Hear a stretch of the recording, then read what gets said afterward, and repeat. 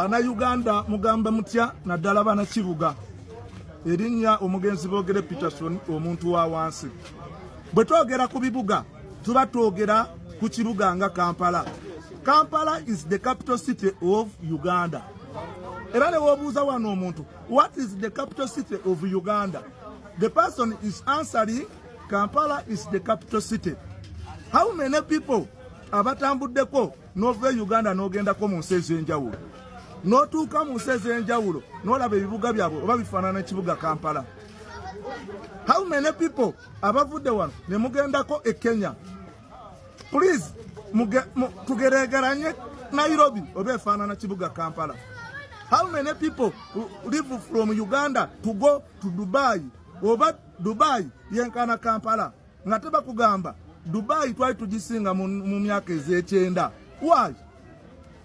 Kati Katonda ze n'atusaasira ne tufuna omuntu atambudde kate ng'ayagala ensi ye. Dr. Amisi Kigundu y'omu ku basajja abaagala ensi yaabwe. Nze mbabuulira ebyaddala.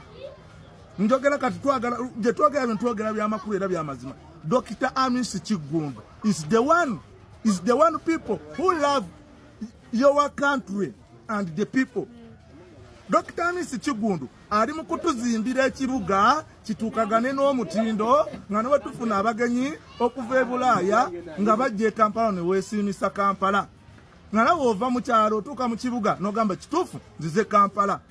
Naye omuntu n'oyita mu kibuga nga kiwunya, n'oyita mu kibuga olinga ali mu katale, n'oyita mu kibuga n'obanga ali ku lumbe.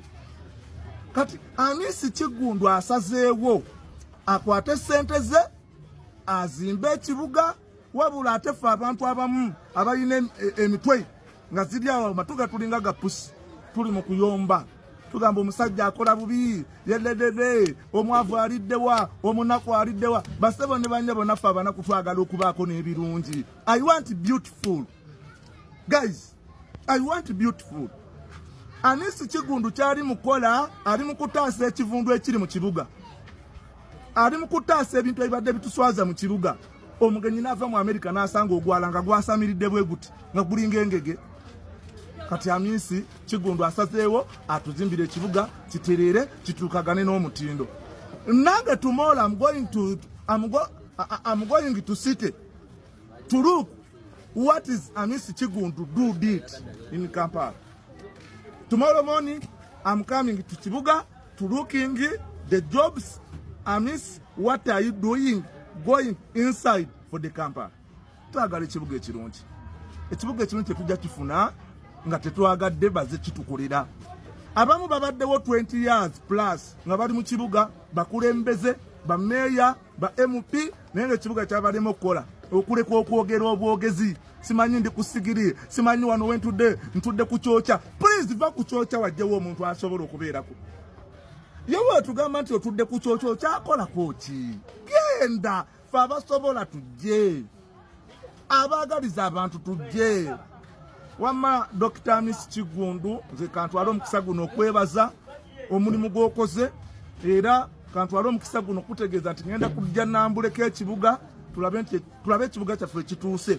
Era tukusaba bw'omaliriza ekibuga bwe paba jangu oyingireko mu Katanga. Jangu come and enter the Katanga. Katanga is need you. Bwaise is need you.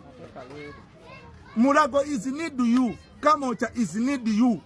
And all of the village and the smaller town in Uganda is need you, Amisi.